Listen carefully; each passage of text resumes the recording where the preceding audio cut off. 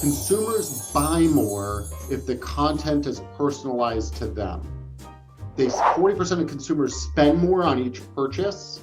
It helps you establish connection and build trust. And it also helps you, going back to stage one, tailor your content. So if you decide really personal content, maybe you'll say, oh, geez, this content is about a super high value home. Let me go back and redefine my buyer persona and just target those people.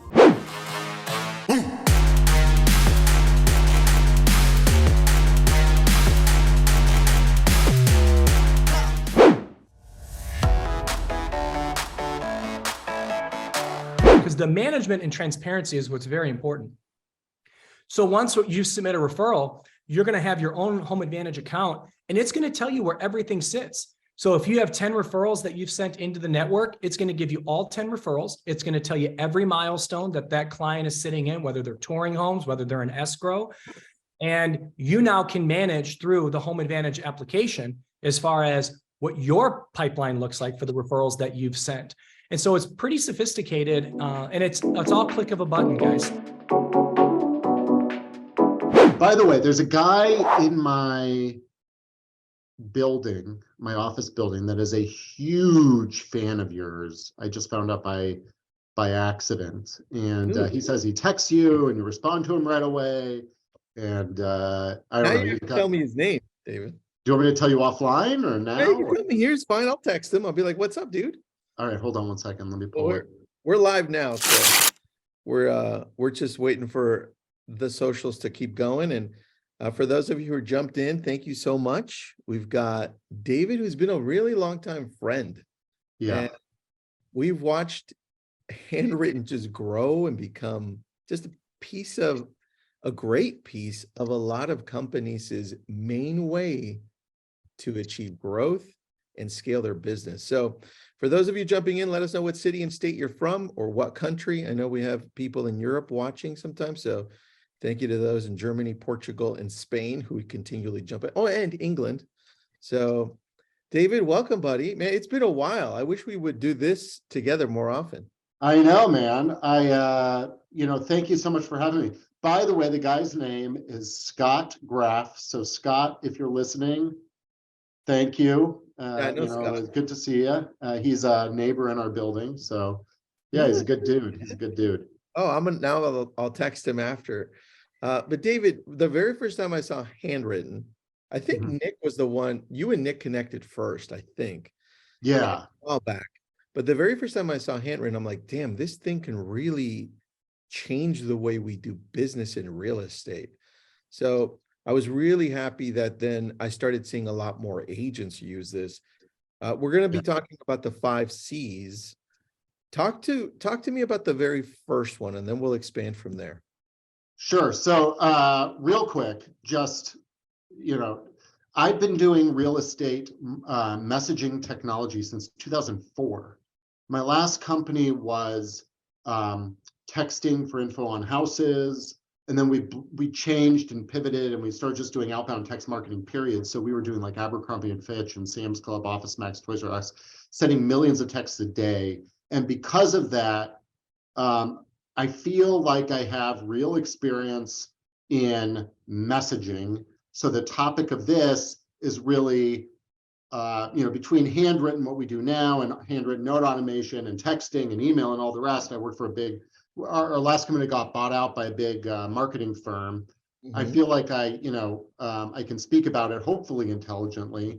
And, it's just really about bringing these things together around the consumer and trying to drive something that's not annoying. And I'm skimming through this because I hope all of this is obvious to everybody, but sometimes you got to make the implicit explicit. So we want our messaging strategies to be not annoying. And then if it's not annoying, make it personal. But sometimes personal isn't effective. You really need it to be effective.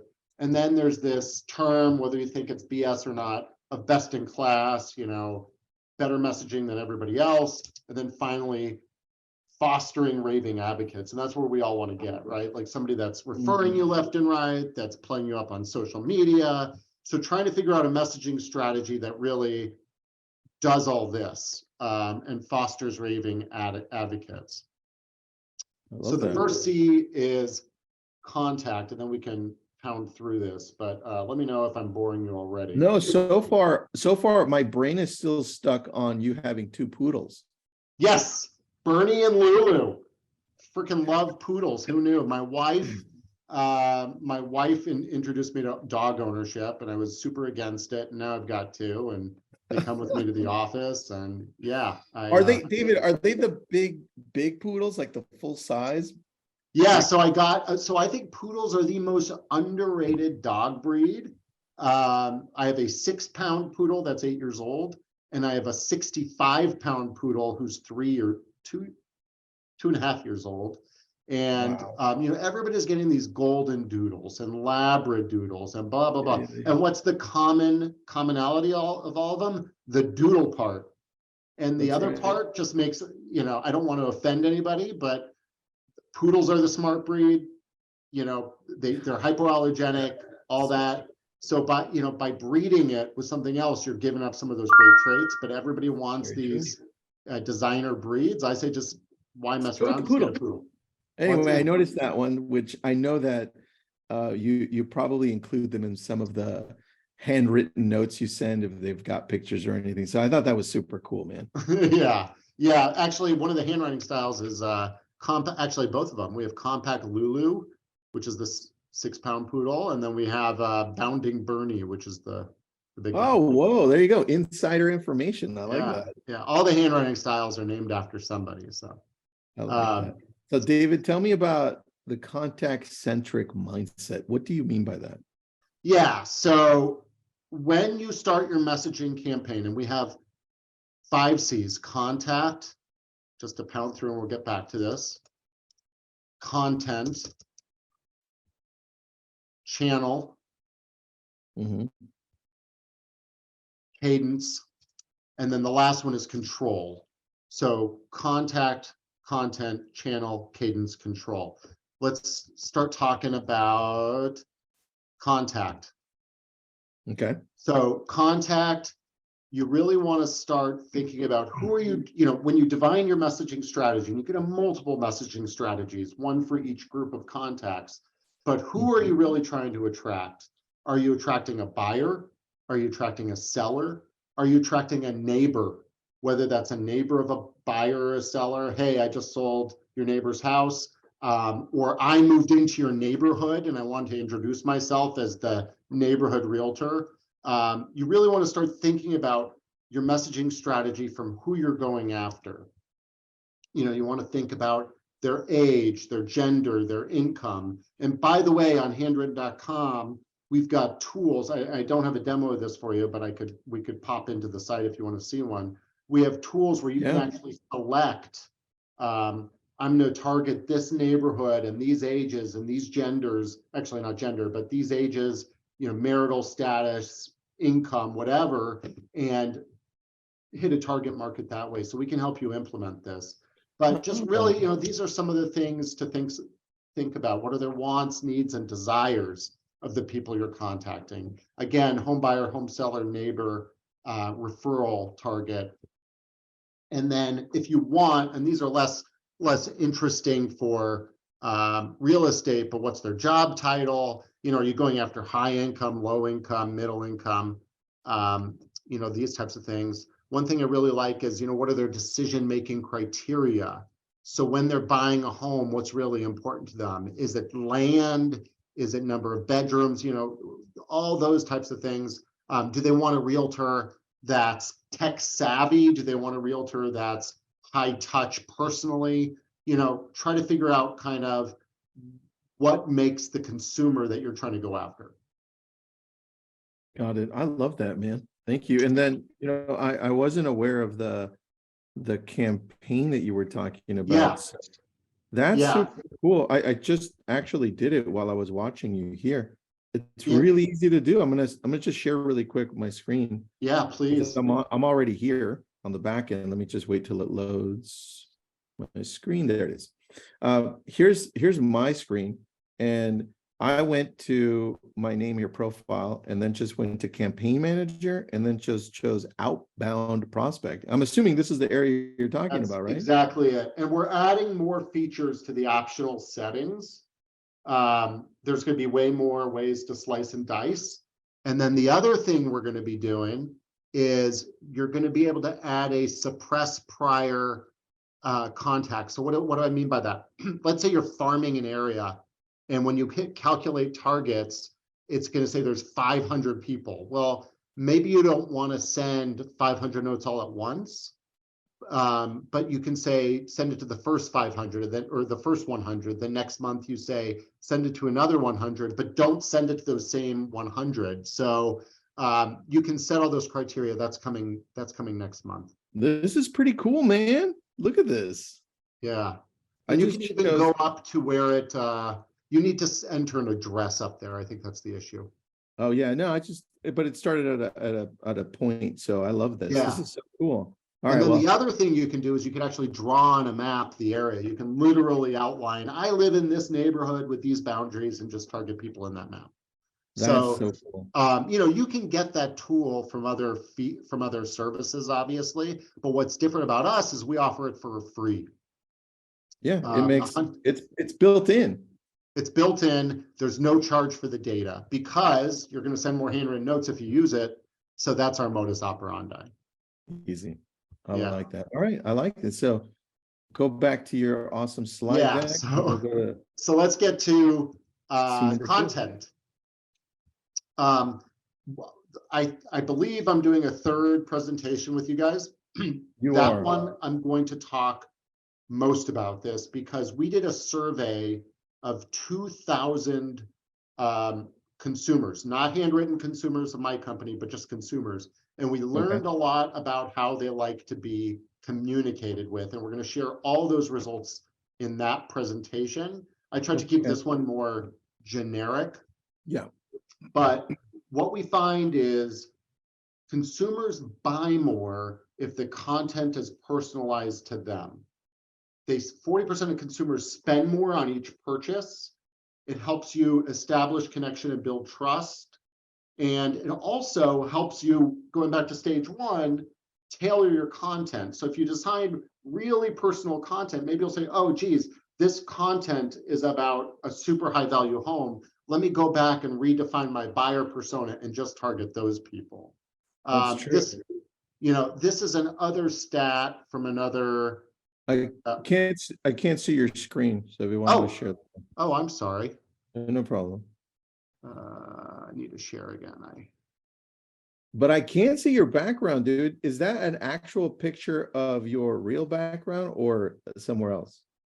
Or is that showing my let's see. Oh, you see the Grand Canyon there? Oh, you see me. Okay. Yeah, I see you with some machines in the background. I'm assuming those are all handwritten machines or handwriting machines. Yeah, those are our robots. So I'm not actually sitting out in that room right now, but yeah, those are, we have 175 robots. We build them here in Phoenix.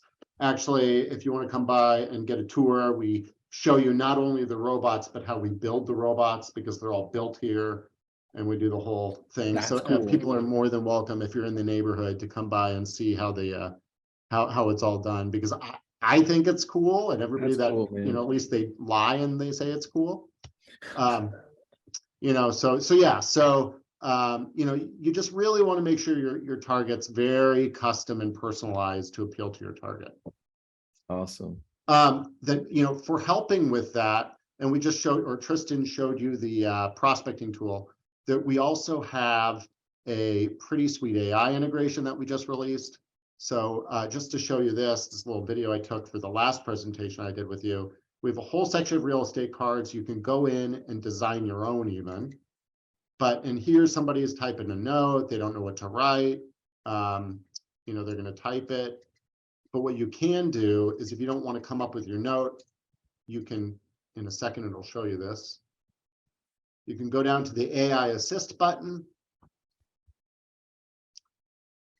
That's my favorite new thing. Yeah. It's insane how quickly this is changing the world, right? Like it seems like it's all happening in the last 2 months. I know, man. I'd be like, write a thank you note from me, Tristan, to David. Yep. Boom. And you know what's crazy? Because you've got such a presence, Tristan, I bet if you go into the Bing version of ChatGPT and you say, write a note from me, Tristan Ahumada, it would know who you are and put it in there. Like I said, write a song about the CEO of Handwrytten, and it mentioned me and all that stuff. It was crazy. Yeah. Jake's like, it would say, hey, buddy. That's what it would say. If it's Tristan. Jake, you're right. So that's how it works. You don't have to type it. You just give it a few prompts. It writes the note, and then we use our robots to write it out for you. And one thing you'll notice here, and I don't get into it, we have about 30 different handwriting styles you can choose from. And then also we can include your own handwriting style. We've got super famous celebrities that use us, some Nice. big time football stars. Strangely, I didn't think footballers would be interested in handwritten notes, but then we could also do your signature. So as you see here, my signature has been inserted. Interesting. I love that. Yeah, buy the deal for LCA members when they sign up, and by signing up they get a bunch of free cards. But if they then sign up for a subscription, which is and the subscriptions range in price, I think the cheapest one is under $100. And if they don't use the credits, they roll over, so you're not losing anything. But if you sign up for a subscription, you get a free signature, which is a $250 value, because we have our artists recreate your signature. Nice. So that's included. I love that. I'm not going to get, everybody knows what an email is and the pros and cons. It's just some of the cons. It's easily ignored or marked as spam. The average person gets like 135 emails a day. So it's really becoming a chore. And I'm not saying you shouldn't use email. I'm just saying you need to know when it's appropriate to use email and when it's overkill and when you should go with a different channel. I mean, now the big trend is all these like reply.io emails where it's like, there's no unsubscribe link and they send you a note and then just bringing this to the top of your inbox, which drives me freaking batty, because now you're forced to type in stop every time or leave me alone or whatever. So you just have to, and yeah, I'm sure they're effective, but now that everybody's doing it, it gets super crazy annoying. Text messaging, my old bailiwick, super immediate, super effective. I mean, we had Tropical Smoothie Cafe, which is like a Jamba Juice using us. Every time they'd send out an offer, there'd be a line around the block of the tropical smoothies. So it is super effective, but limited length, and it can be seen as intrusive. Printed media, obviously costly, and it could be hard to personalize sometime if you create a slick brochure. But the benefit is it could stick around. You do a nice printed piece and maybe it'll stay on their desk or on their kitchen counter or whatever. Phone calls. In our survey that I will be describing next month, I'll talk about phone calls are considered the most personal and most surprising form of communication out there, more than handwritten notes. Wow. However, they can also be considered annoying and intrusive because when somebody calls you, it's on their time frame. They're calling you when it's good for them to call you, not when it's good for you to receive the call. So if you incorporate phone calls, which I think you probably should, think about when it's good for the recipient to receive a call, which is tough to do, but try to give it some thought, versus when it's not convenient for you to place the call. So, that's, I think, probably the only takeaway there. If that makes sense. I didn't even think about that. That makes a lot of sense, man. Interesting. Yeah, it's, when I get a call from a salesperson, sometimes they're very, well-intended, but I'm like, I'm busy. I don't have the time to deal with this now. So handwritten notes, not talking my company, but just handwritten notes in general, super personal. They create a sense of intimacy. they stand out in the sea of digital, and they can be seen as unscalable and an investment in time because you had to sit down and write it. So it's an investment in time and it's unscalable that way. True. They may not be scalable, but if you use a service like ours, they are, and it could be considered time consuming, but if you use a service like ours, it's not time consuming. So I have a question about this, yeah, on the handwritten notes part. And my assumption is that when we would look at something that's actually handwritten, like with a pen or a pencil, right? Yep. Like ink or pencil. yep. Versus electronic ink, I think I have no proof. I think that the handwritten one would seem like it's more personal, like you took the time to write it versus somebody just printed something and it's an electronic version. Have you seen any studies done on that psychological effect on how it touches people differently or no? I think it comes down to this unscalableness. And yes, I think people think if it can rattle off a laser printer, what does, and almost even worse, if it's printed to look like a, whoops, sorry about that, if that popped up. If it's printed to look like a handwritten note, then it seems super insincere. With what we do, it's all written in actual pen. Most of the handwriting styles, there are a few that I wouldn't recommend, like the super fancy Jenna one and stuff like that. But most of the handwriting styles, I cannot tell they're written by a robot, especially even when I'm staring at it being written by a robot.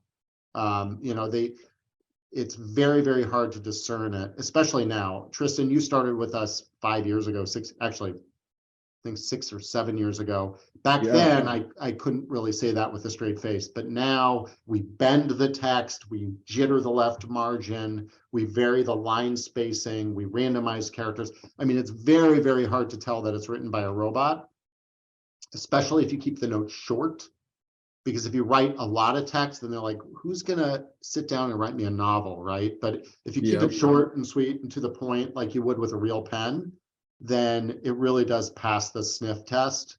And then people do. We worked with a major online travel agency, and they sent out handwritten notes to their top clients. Nice. And they had people write back saying, I couldn't believe you took the time to write me a handwritten note, but I Wow. smudged the ink with my finger. I did the smudge test and it smudged, and I was blown away. So just the smudge test kind of helps. And there is something about how actual ink flows off a pen, leaves a slight indentation on the paper sometimes. I can't say always, but it also follows the contour bumps of the paper. And we make sure to use really high quality, toothy stock, so it has that texture and that feel. Which is actually harder to laser print on, but it makes for a better handwritten note feel. So we make sure that it's the whole tactical thing. Dude, I love that, man. And yeah, that was just a thought we've had over the years. It's like it makes sense. Like if I get something in writing from you, David, versus something in digital ink from somebody else, it just feels like it's more special. Like you took the time to do it. That's all. That's exactly what it is. Like people compare what we did. I had a company say the closest thing we have to sending a handwritten note is somebody walking into a meeting and taking their phone and turning it off or turning it upside down, because then you have their undivided attention, right? And sending a handwritten note requires undivided attention. And nobody has any attention anymore. Everybody's so, I was just listening to a podcast last night. The average attention span of a person these days is like 47 seconds. And that's because we're all so TikToked out, and your phone's beeping all the time, and everything else. It's just bonkers that our attention span's 47 seconds. So if you took 5 minutes to write down a handwritten note, wow, what an investment of time you made me, right? True. David, do you have one hanging around there that you could just show us on the screen? Just so people can see. Yeah, like I don't know. stopped sharing your screen so we can see that. Hold on. Okay. I mean, it's hard because my background keeps, as I get closer, it's bleeding in. But what we could do is if anybody wants one, we can actually, I mean, there's slides on this deck I can get to. Let me do that. That's a All better right. way. If you want to share your screen again, because I unshared it. Oh, yep. Sorry. And Marcia, I remember a while back, David sent us some examples of the handwritten ones, and they were absolutely amazing at the time. That's why we started using it. So this, it's kind of hard to see because they're all over the place, but we do stuff like smileys and hearts. They actually look better now than in these because this photo was taken before the warping. So, and I don't know if you can see my mouse pointer. I can. Okay.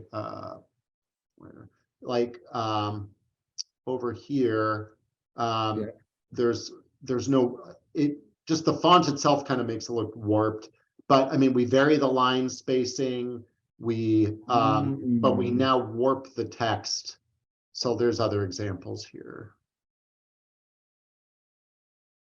Well, I think I took them out. Not Well, a I good like thing that. to do. I like the Yeah. pen on the machine. That's cool. Yeah, man. So we have 175 of these right now. They're all built in our facility. The technology's changed. This is an older robot arm that had to hold a brass pen. We didn't just use fancy pens for nothing. It had to hold a brass pen to add the weight to kind of really push it down and make it look. No way. Yeah, because the arm itself would just drop and it wouldn't apply the weight. But now we like the brass pen so much that even our new robots that don't require, boy, this thing just, this is what I'm talking about, attention. We had to, we no longer need the brass pen, but we just think it's so cool. We get these pens custom made for us. The whole thing is custom. That's crazy. So, All yeah, right. man, I'll send you and Nick brass pens because they're pretty sweet. And they tarnish over time. And I'll post it up. I'll be Yeah, like, they tarnish over time, so they're kind of sweet. They look good over time.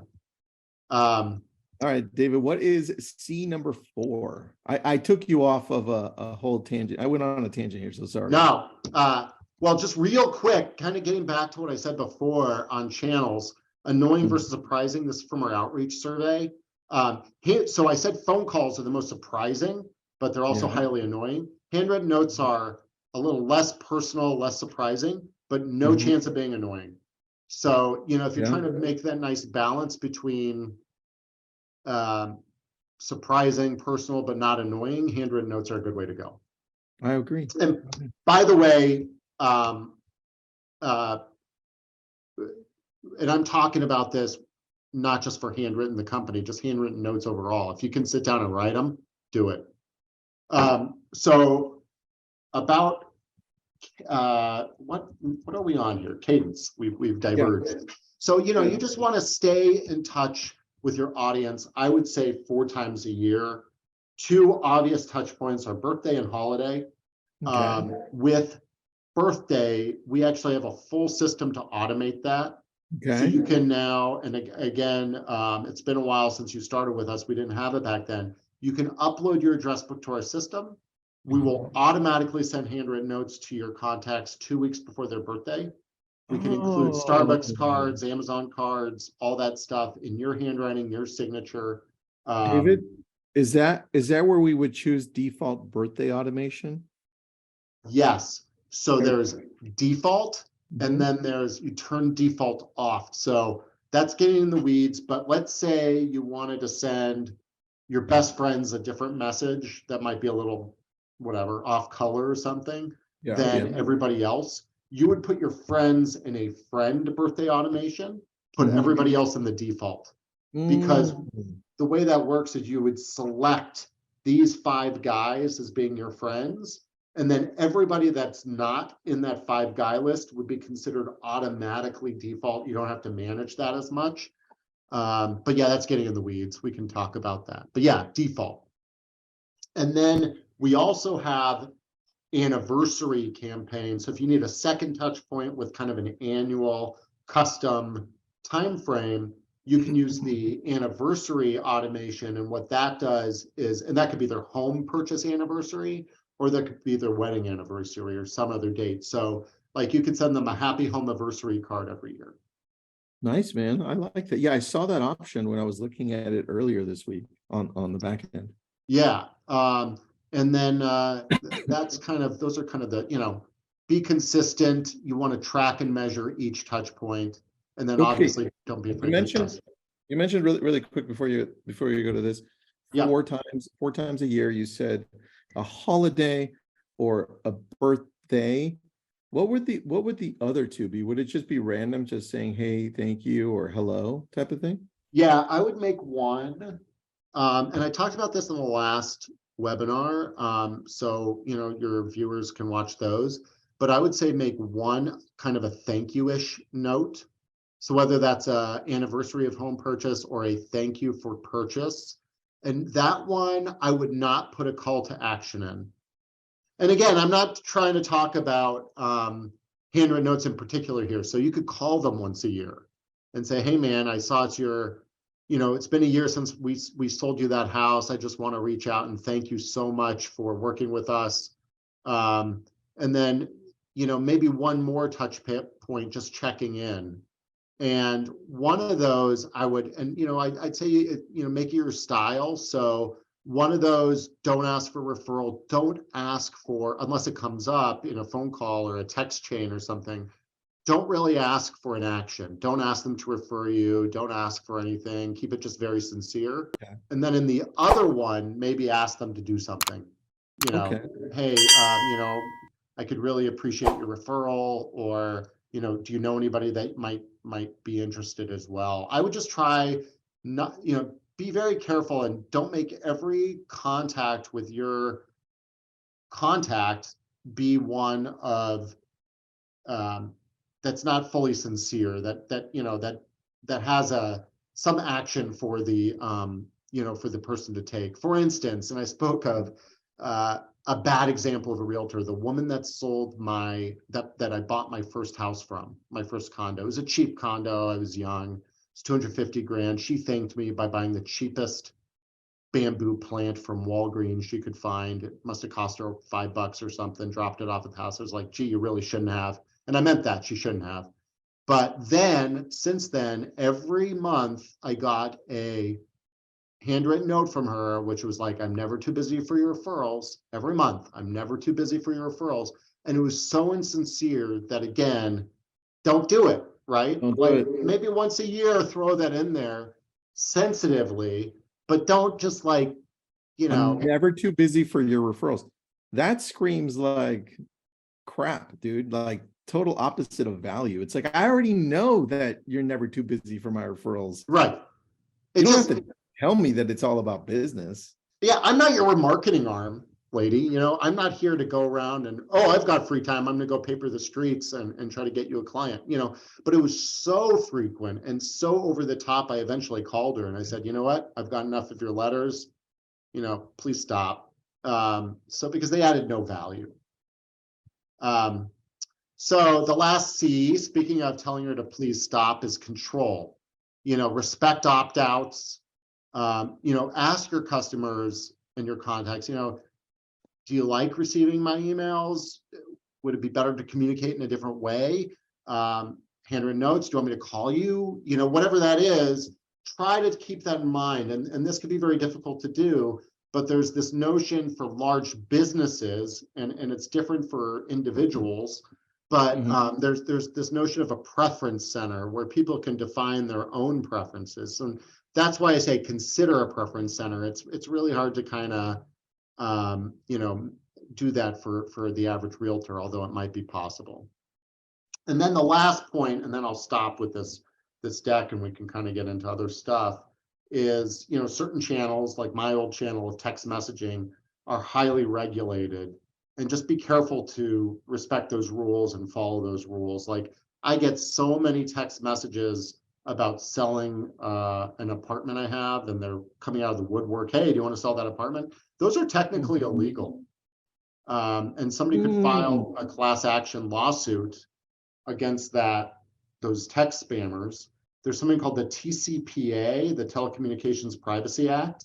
I know a lot of this because of my last And each of those instances is a $500 to $750 fine. So if you were to send 1,000 text messages, 1,000, you theoretically could be on the hook for $500,000.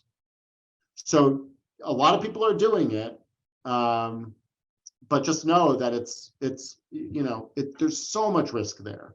That is the risk worth the reward, and the risk of pissing off somebody worth the reward.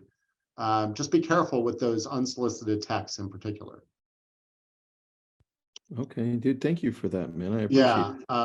And like some of these people that have reached out to me, they're like, do you want to sell your house? I'm like, yes. And they say, well, how much do you want? I say, call me, because I'm trying to get their own number and then, report them, because I know how this game works. And then shocking, they don't call me, which I don't understand. Yeah, of course. But anyway, our company, just real quick, we're the oldest provider of this service out there. We've been around since 2014. We do everything in-house. We have full print shop. So if you want your own custom card, we can do that for you. It could be full bleed, folded, all the rest. That's cool, man. Yeah. And if you sign up for subscription or some other package, we do full bleed folded cards at no cost. We work with pretty much individuals from all the major brokerages. And you can include your business card, if you want to do that. So we have a lot of capabilities here. And then just kind of walking through the website, which is what we've showed you a little bit, but you could, choose from hundreds of pre-designed, design your own. You can bulk upload cards if you want to do that. You can draw on a map and hit prospecting areas. We have the anniversary and birthday feature, and then now the AI feature. The last feature that we're rolling out, it's not out yet, but you can get a hint for it when you go to the campaigns menu, is multi-step.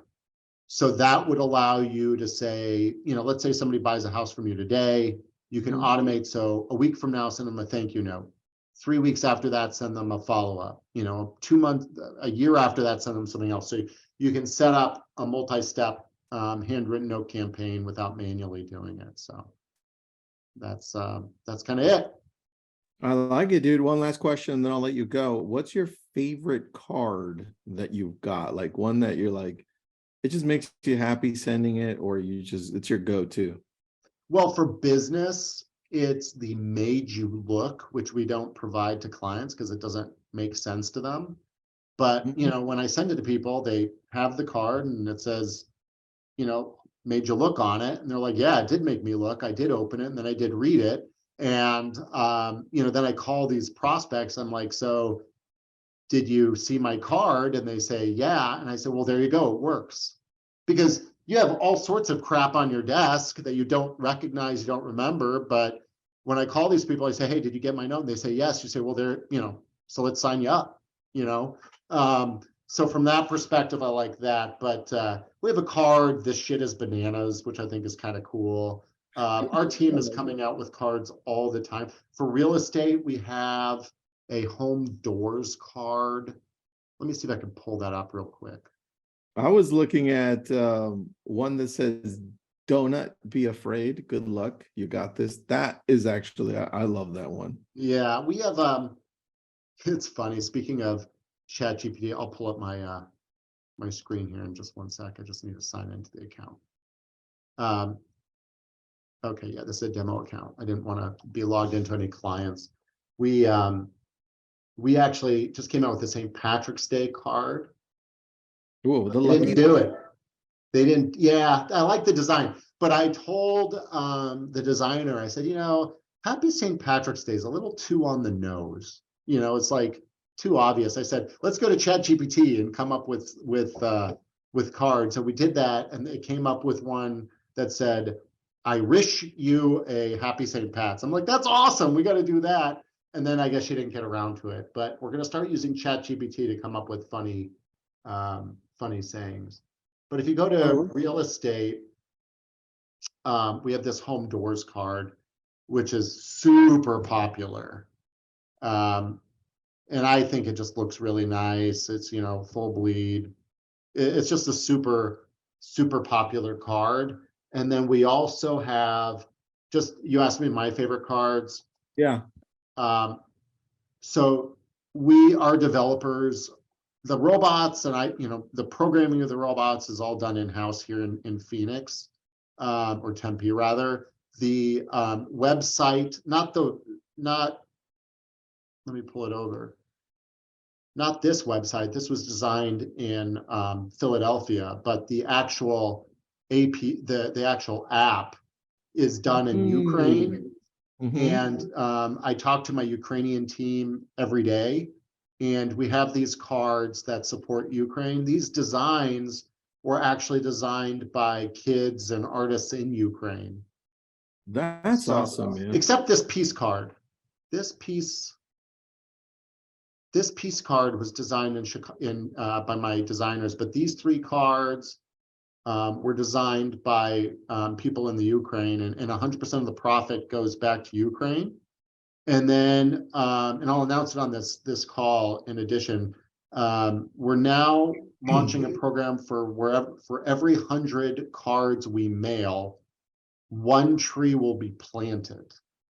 So through 1 tree planted. So it's just trying to offset, like way more than offset, the carbon footprint of handwritten, because yeah, we're mailing a lot of cards, and it's paper, it's gasoline to get those cards to the post office and mail it to you and all that.